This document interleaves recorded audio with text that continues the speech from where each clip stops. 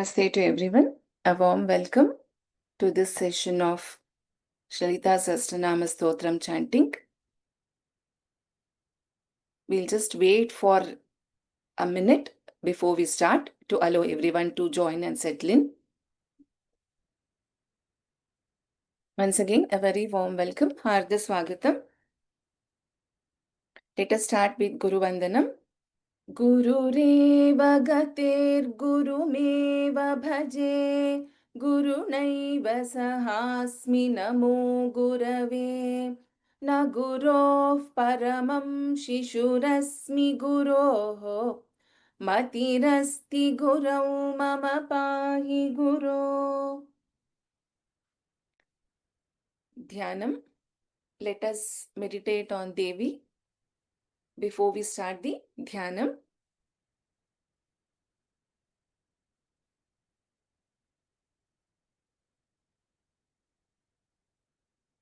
सिन्दूरारुणविग्रहान् त्रिनयनां माणिक्यमौलिस्फुरत् तारानायकशेखरां स्मितमुखीमापीनवक्षोरुहां पाणिभ्यामलिपूर्णरत्नचषकं रक्तोत्पलं बिभ्रतीम् सौम्यां रत्नघटस्थरक्तचरणान् ध्यायेत् परामम्बिकाम्.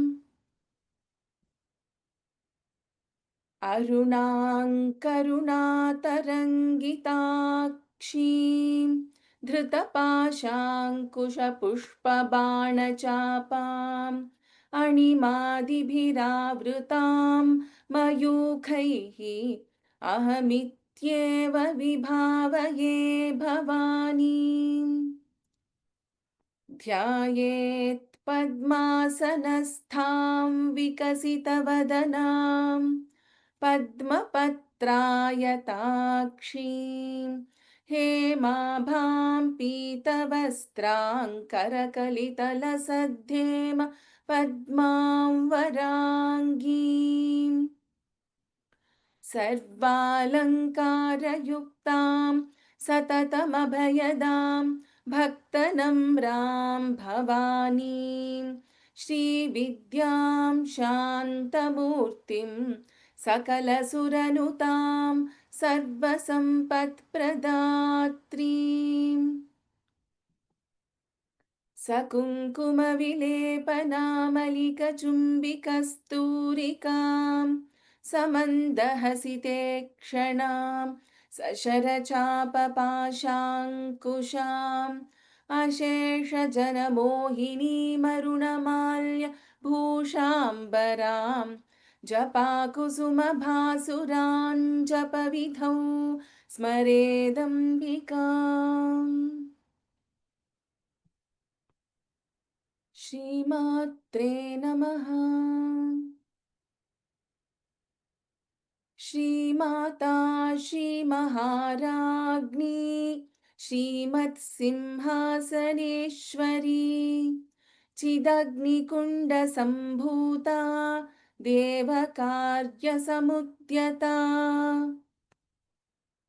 उद्यद्भानुसहस्राभा चतुर्बाहुसमन्विता रागस्वरूपपाषाढ्या क्रोधाकाराङ्कुशोज्ज्वला मनोरूपेक्षुकोदण्डा पञ्चतन्मात्रसायका निजारुणप्रभापूरमज्जद्ब्रह्माण्डमण्डला चम्पकाशोकपुन्नागसौगन्धिकलसत्कचा कुरुविन्दमणिश्रेणीकनत्कोटीरमण्डिता अष्टमी चन्द्रविभ्राजदलिकस्थलशोभिता मुखचन्द्रकलङ्काभमृगनाभिविशेषका. Let us move to the 40 second verse and we'll do a quick revision and then I'll start with the new verses from 41st verse. Rai, can you chant? Bhavani भावनागम्या भवारण्यकुठारिका भद्रप्रिया भद्रमूर्तिर्भक्तसौभाग्यदायिनी Bhaktipriya भक्तिगम्या भक्तिवश्या भयापहा शाम्भवी शारदाराध्या शर्वाणि शर्मदायिनी शाङ्करी श्रीकरी साध्वी शरच्चन्द्रनिभानना शातोदरी शान्तिमती निराधारा निरञ्जना निर्लेपा निर्मला नित्या निराकारा निराकुला निर्गुणा निष्कला शान्ता निष्कामा निरुपप्लवा नित्यमुक्ता निर्विकारा निष्प्रपञ्चा निराश्रया नित्यशुद्धा नित्यबुद्धा निरवद्या निरन्तरा Ishu?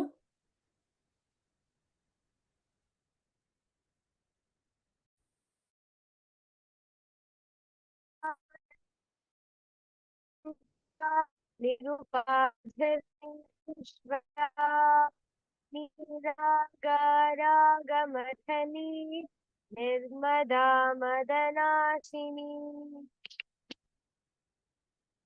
निश्चिन्ता निरहङ्कारा निर्मोहा मोहनाशिनी निर्ममा ममता हन्त्री निष्पापा पापनाशिनी निष्क्रोधा क्रोधशमनी निर्लोभा लोभशिनी निस्संशया संशयग्नि निर्भवा भवनाशिनी Rai, you can repeat after me. We'll do a quick revision from 49 to 54 before we start the new verses for the day. You can repeat twice. निर्विकल्पा निराबाधा निर्भेदा भेदनाशिनी निर्नाशा मृत्युमथनी निष्क्रिया निष्परिग्रहा निर्विकल्पा निराबाधा निर्भेदा भेदनाशिनी निर्नाशा मृत्युमथनी निष्क्रिया निष्परिग्रहा निर्विकल्पा निराबाधा निर्भेदा भेदनाशिनी निर्नाशा मृत्युमथनी निष्क्रिया निष्परिग्रहा निस्तुला नीलचिकुरा निरपाया निरत्यया दुर्लभा दुर्गमा दुर्गा दुःखहन्त्री सुखप्रदा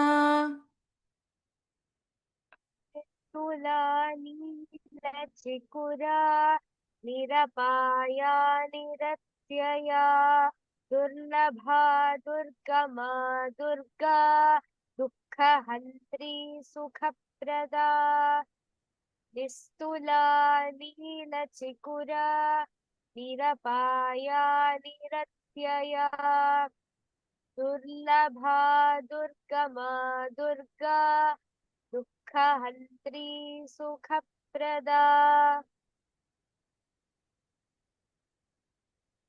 दुष्टदूरा दुराचारशमनी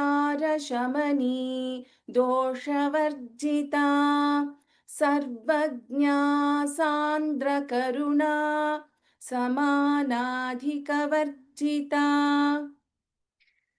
दुष्टदूरा दुराचारशमनी दोषवर्जिता सर्वज्ञा सान्द्रकरुणा समानाधिकवर्जिता दुष्टदूरा दुराचारशमनी दोषवर्जिता सर्वज्ञा सान्द्रकरुणा समानाधिकवर्जिता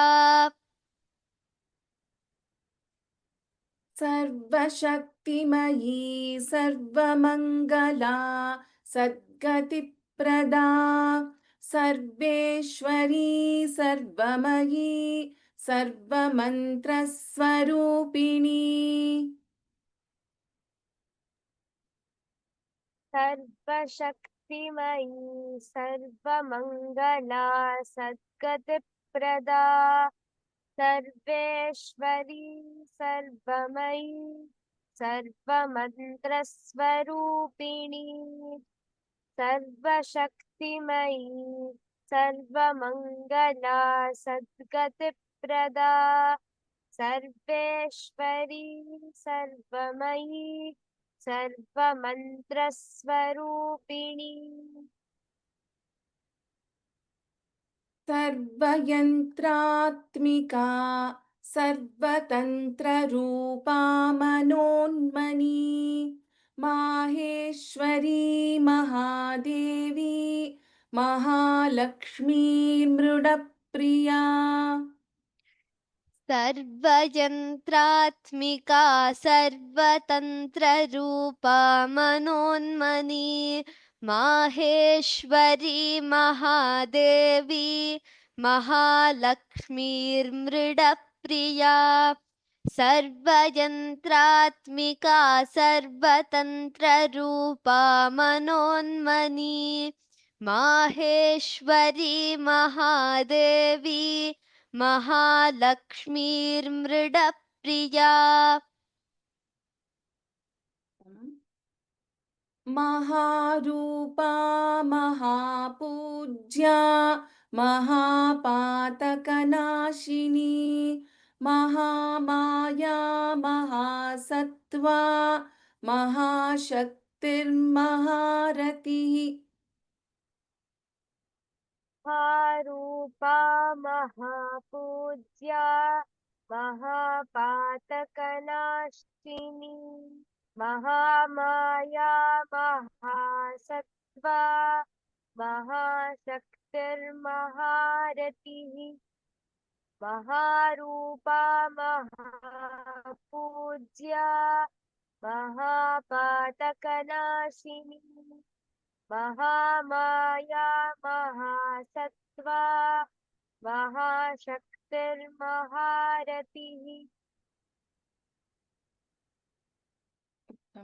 So let's go to the 55th verse. So we had stopped at 54th verse in the last class. So what we will do today is we will complete till the 60th verse, and in the next class we will take up the meanings from 49th verse to 60th. We had completed the meanings till 48th. Mahabhoga, Bha is Mahaprana, Mahaishwarya, Mahavirya, Mahabala, Mahabhoga, Mahaishwarya, Mahavirya, Mahabala, Mahabuddhir, Mahasiddhir, Mahayogeshwareshwari.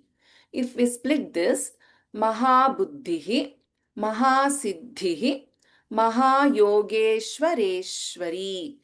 So if we combine and chant this, it will be Mahabuddhir, Mahasiddhir, Mahayogeshwareshwari. In this line, in Mahabuddhi, we have Alpa Prana Da as well as Mahaprana Dha. Again in Mahasiddhi, we have Alpa Prana Da and Mahaprana Dha. Mahayogeshwareshwari, Shwa, Sha and Va. Mahayogeshwareshwari. Mahabhoga, Mahaishwarya, महाभोगा महैश्वर्या महाभोगा महैश्वर्या Mahavirya, Mahabala, महावीर्या महाबला महावीर्या महाबला महाभोगा महैश्वर्या महावीर्या महाबला महाभोगा महैश्वर्या महावीर्या महाबला महाभोगा महैश्वर्या महावीर्या महाबला महाबुद्धिर्महासिद्धिः महाबुद्धिर्महासिद्धिः महाबुद्धिर्महासिद्धिः महायोगेश्वरेश्वरी महायोगेश्वरेश्वरी महायोगेश्वरेश्वरी महाबुद्धिर्महायोगेश्वरेश्वरी महाबुद्धिर्महासिद्धिर्महायोगेश्वरेश्वरी महाबुद्धिर्महासिद्धिर्महायोगेश्वरेश्वरी महाभोगा महैश्वर्या महावीर्या महाबला महाबुद्धिर्महासिद्धिर्महायोगेश्वरेश्वरी महाभोगा महैश्वर्या महावीर्या महाबला महाबुद्धिर्महासिद्धिर्महायोगेश्वरेश्वरी महाभोगा महैश्वर्या महावीर्या महाबला महाबुद्धिर्महासिद्धिर्महायोगेश्वरेश्वरी Uttamam. So in the first line of this verse, we have 4 names, and in the second line, we have 3 names. That is Mahabuddhihi, Mahasiddhihi, and Mahayogeshwareshwari. Let's move to the next one.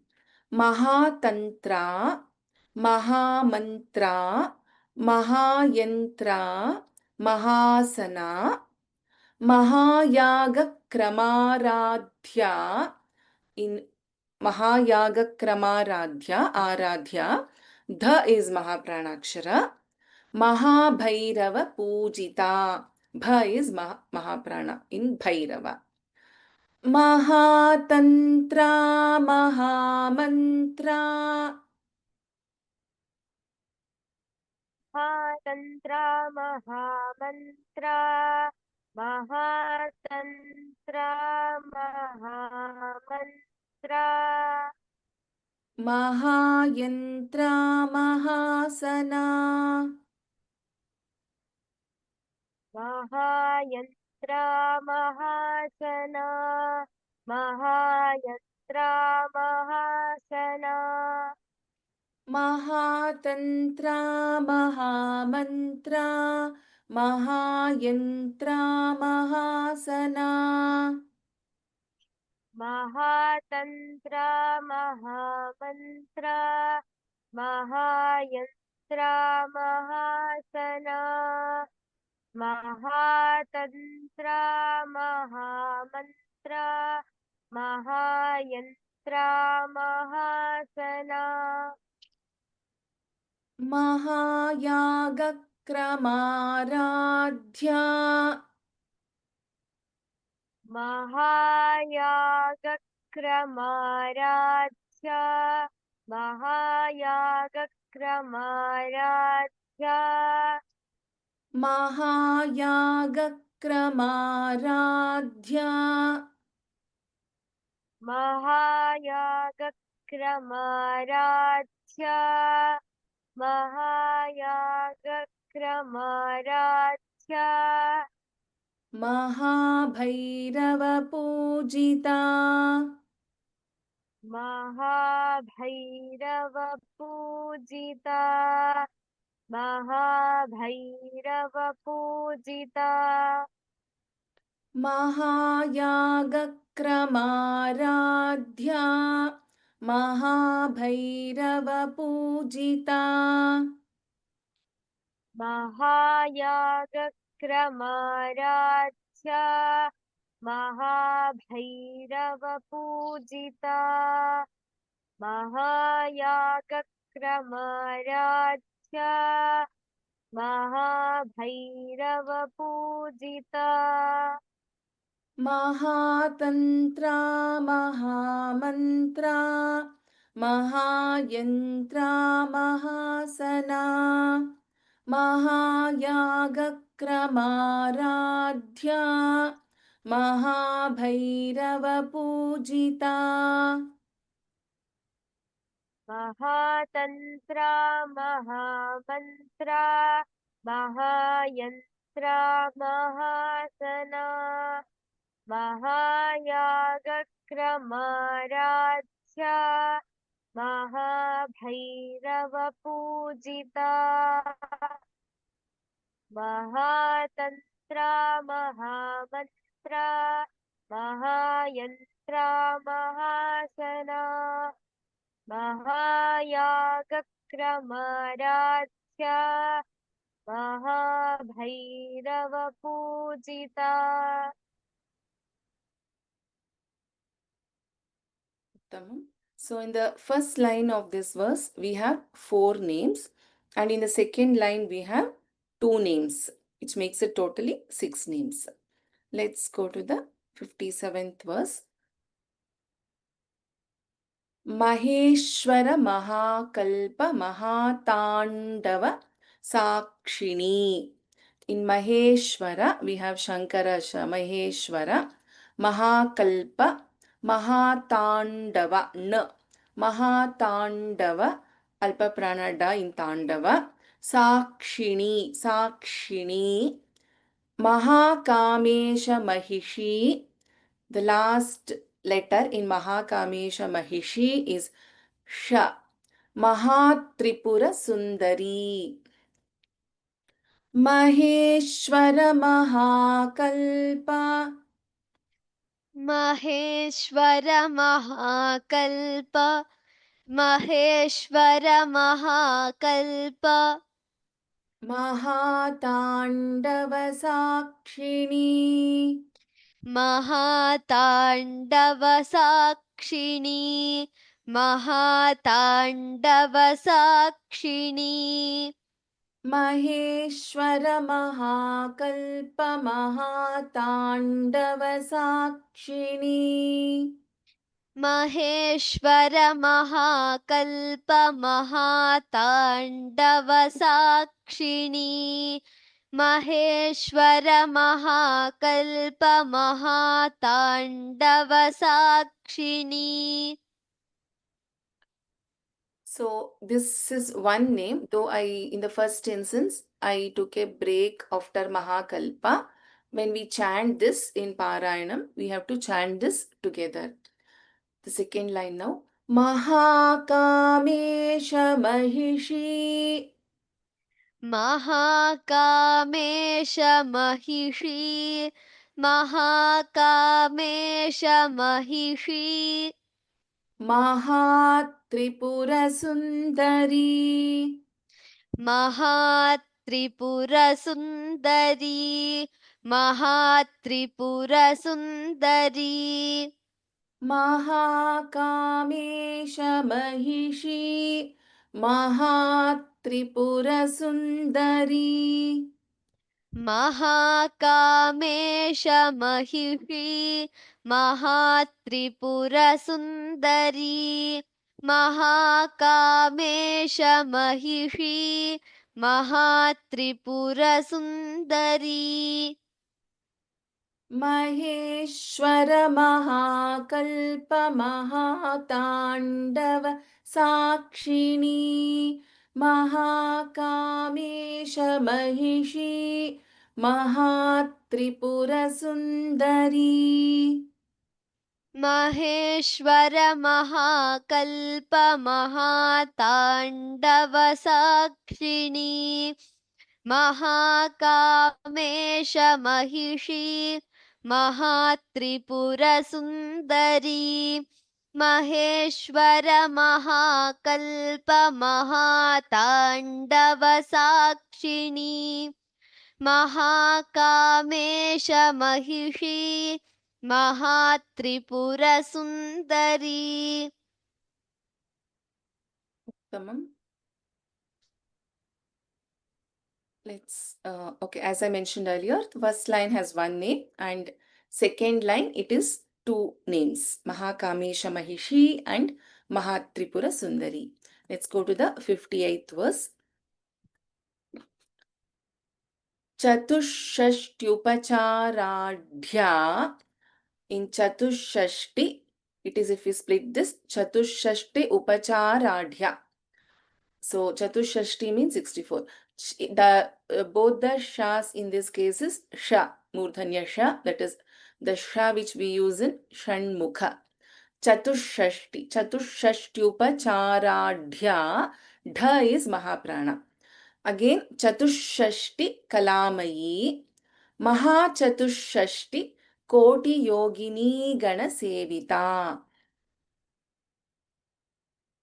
Chatushashtyupacharadhya. चतुष्षष्ट्युपचाराढ्या चतुष्षष्ट्युपचाराढ्या Chatushashtikalaamayi. चतुष्षष्टिकलामयी चतुष्षष्टिकलामयी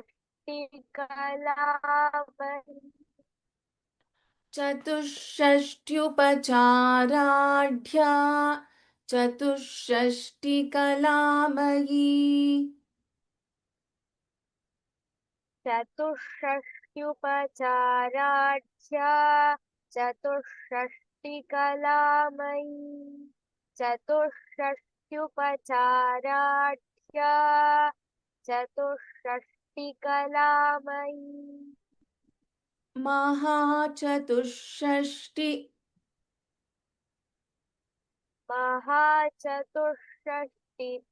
महाचतुष्षष्टि Koti Yogini.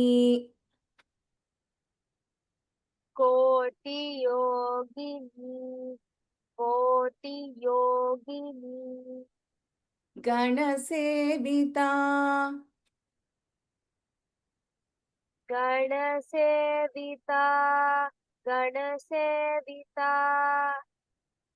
Mahachatushashti Koti Yogini Ganasevita.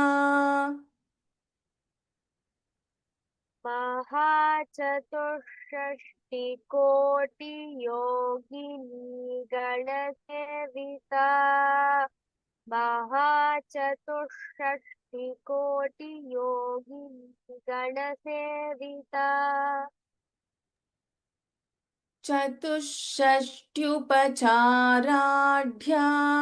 Chatushashtikalaamayi.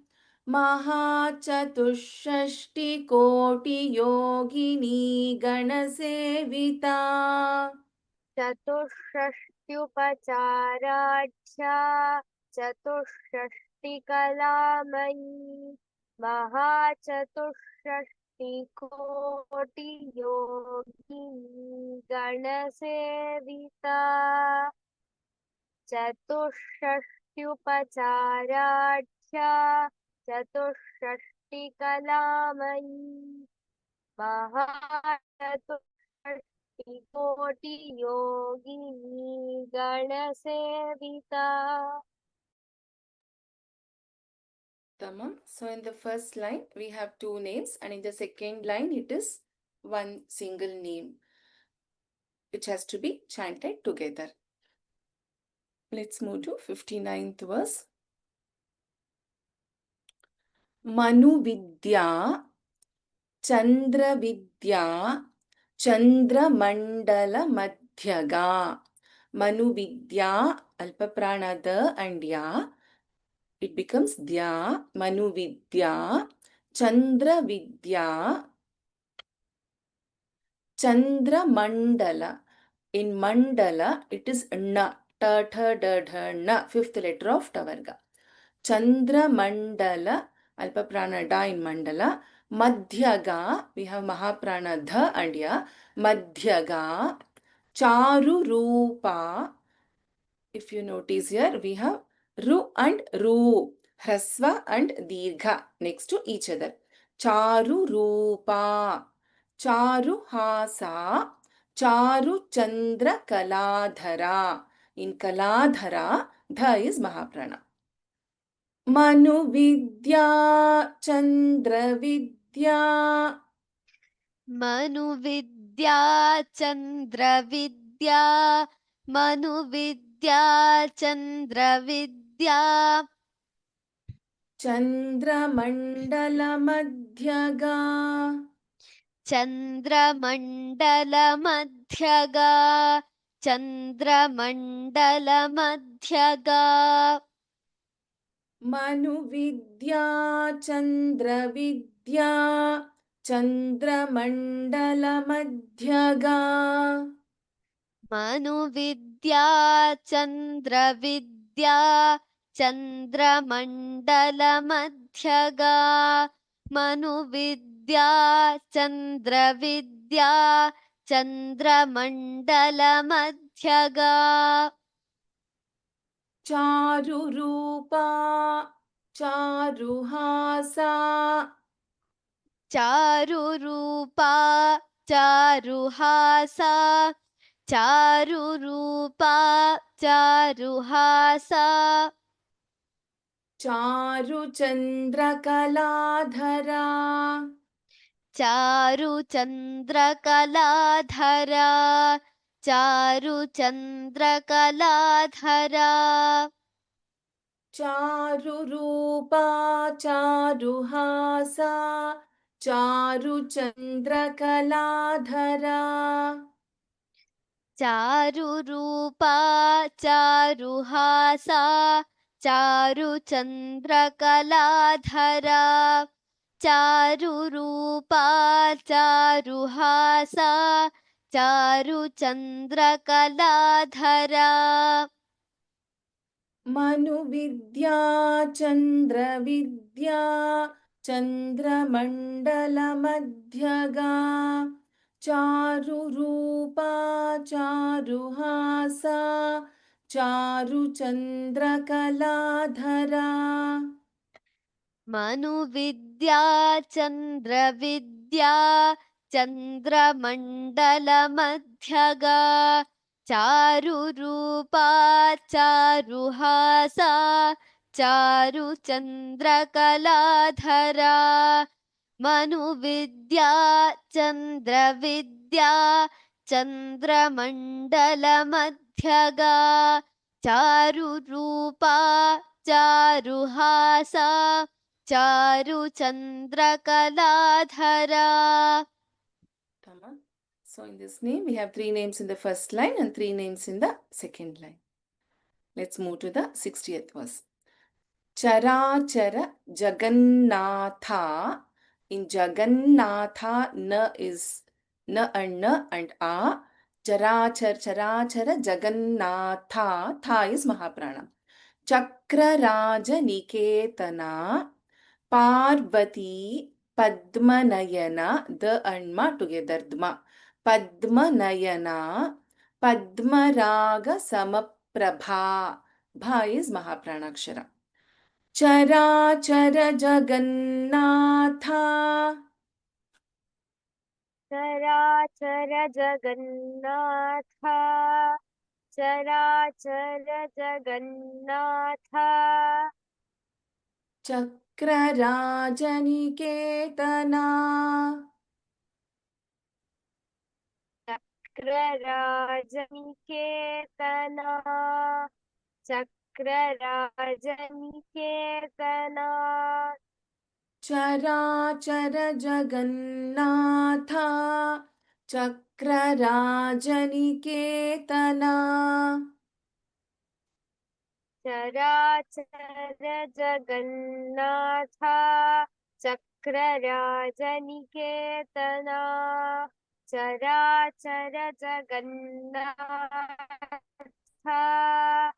चक्रराजनिकेतना Parvati पद्मनयना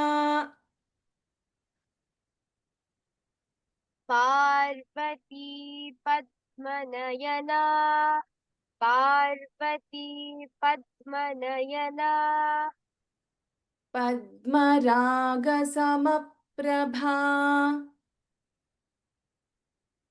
पद्मरागसमप्रभा पद्मरागसमप्रभा Parvati पद्मनयना पद्मरागसमप्रभा Parvati पद्मनयना पद्मरागसमप्रभा Parvati पद्मनयना पद्मरागसमप्रभा चराचर जगन्नाथ चक्रराजनिकेतना पार्वती पद्मनयना पद्मरागसमप्रभा चराचर जगन्नाथ चक्रराजनिकेतना पार्वती पद्मनयना पद्मरागसमप्रभा चराचर Jagannath चक्रराजनिकेतना Parvati पद्मनयना पद्मरागसमप्रभा Tamam. So in this verse we have 2 names in the first line and 3 names in the second line of this verse. So we will do a small practice session now. I have a humble request to all of you. If you have got an opportunity to chant in the last few classes, please do not raise the hand. I request all of you to lower your hands. And I want only those who have not got a chance till date to raise hands for chanting. It's a humble request from my side because there have been a lot of mails and messages that some of them have not got a chance to recite even once in the class. So today I just want to ensure that those who have not chanted at all get an opportunity to chant. So I request those who have already chanted in the past, any of the past classes, to not to raise your hands. Once we complete, that is, we give the opportunity to those who have not chanted at all, then I request you to again raise hand. So you're always welcome to raise hand and practice then. So for now, only those who haven't got an opportunity, please raise your hands. Others, lower your hands. Dhanyavadaha for understanding. Gunti Mohan Annapurna, I have unmuted you. You can chant 41st verse. Ram Ram, madam. Ram. I'll just go to the 41st verse. Bhavani. Bhavani bhavanagamya bhavaranya-kutarika Bhadrapriya Bhadramurti Bhakta Saubhagyadayini. Okay, in the second line, Bhagini, Bhadramurti. So there is a visarga. So if we split this part, Bhadramurtihi and Bhakta Saubhagya Dayini. So if you are taking a pause after that, Bhadrapriya Bhadramurtihi Bhakta Saubhagya Dayini. However, if you are chanting it together, Bhadrapriya Bhadramurti Bhakta Saubhagyadayini. Dayini, Da is Alpa Prana. So if you Okay. are chanting it together, then Bhadra Priya Bhadra Murtir Bhakta Saubhagyadayini. Bhadrapriya Bhadramurtir Bhakta Saubhagyadayini. Dhanyavadaha. Thank you, ma'am. Mini, G Mini, 42nd verse. भक्ति प्रिया भक्ति गम्या भक्ति वश्या भयापहा शाम्भवी शारदाराध्या सर्वाणि शर्मदायिनी. Dhanyavadaha. Annapurna Bhagini, 43rd verse. शाङ्करी श्रीकरी साध्वी शरच्चन्द्रनिभानना शातोदरी शान्तिमती निराधारा Niranjana. Tamam. In the first line, third name. Okay. Shankari, Shikari, Sadhvi. Okay. Okay, ma'am. शाङ्करी श्रीकरी साध्वी Yeah. शरच्चन्द्रनिभानना In the second line, शातोदरी one शान्तिमती. second. Okay. Please note in the second line, it's all ending with Dirghaksharas, okay? Okay. Shatodari Shantimati. We should not say Shantimati. No. Shantimati Niradhara Niranjana. शातोदरी शान्तिमती निराधारा Niranjana. Tamam. Dhanyavadaha. Thank you, ma'am. Gomati, 44th verse. निर्लेपा Nirmala नित्या निराकारा निराकुला निर्गुणा निष्कला शान्ता निष्कामा निरुपप्लवा. Tamam. Dhanyavadaha. Jayashri Srinath. Ram Ram Ram. Ram Ram Ram. नित्यमुक्ता निर्विकारा निष्प्रपञ्चा निराश्रया नित्यशुद्धा नित्यबुद्धा निरवद्या निरन्तरा. Tamam. One small input here for everyone actually. In Nitya Shuddha and Nitya Buddha, so we have both the Alpaprana and Mahaprana aksharas, that is the and dha. So both should be heard. So Nitya Shuddha, Nitya Buddha. So that is how we chant it. So just observe and chant when you get these letters. I'll just say once. Nityashuddha Nityabuddha. Is it okay? Dhanyavadaha Bhagini.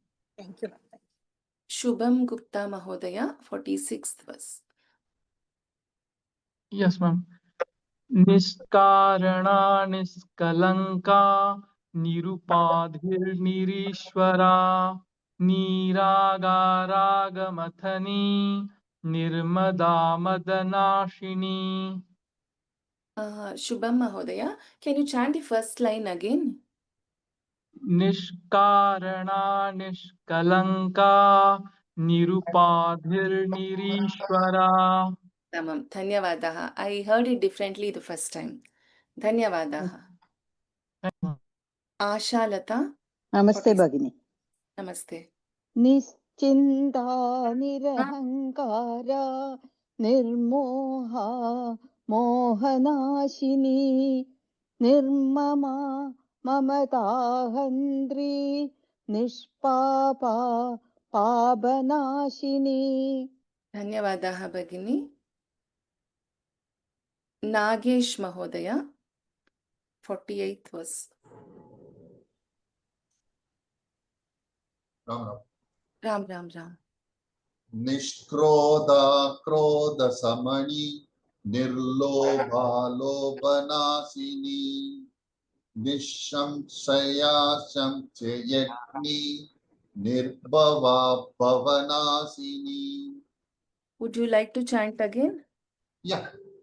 Please go ahead. Nishkroda Krodha Shamani Nirlobha Lobhanashini Nishamshaya Shamshayagni Nirbhava Pavanashini. Uttamam. In Samshayagni, gha is Mahapranakshara. Shamshayagni Ga. Gha. Second it. Okay. Yes. Dhanyavada. Lavanya's iPhone. 49th verse. Hari Om. निर्विकल्पा निराबाधा निर्भेदा भेदनाशिनी निर्नाशा मृत्युमथनी निष्क्रिया निष्परिग्रहा. ధన్యవాదాः. Panisha PR 50th verse. నమస్కారం. నమస్కారం. నిస్తులా నీలచిగురా నిరపాయ నిరత్యయా దుర్లభా దుర్గమా Durga దుఃఖహంద్రీ సుఖప్రదా. Can you chant the second line again? దుర్లభా దుర్గమా Durga దుఃఖహంద్రీ సుఖప్రదా. Hantri. దుఃఖహంద్రీ Hantri. దుఃఖహంద్రీ సుఖప్రదా. Because of the network or what, I'm hearing it as da. Hantri in that tha, ra, tha and ra, right? So I'm hearing it as da. So it is Hantri, okay? If you're chanting it as tha, it is fine. Okay. Dhanyavadaha. Thank you. Anu Venkataraman. Ram Ram. दुष्ट दूरा दुराचार शमनी दोषवर्जिता सर्वज्ञा सांद्र करुणा समानाधिकवर्जिता. Dhanyavadaha.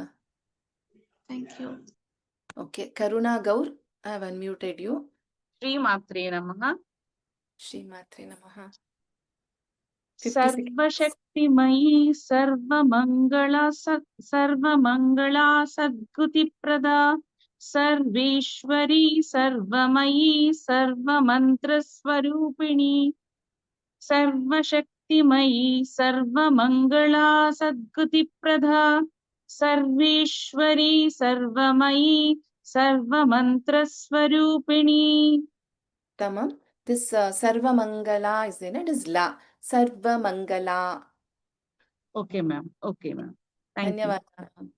Okay. Jayashri, I have unmuted you, Bhagini. 53rd verse.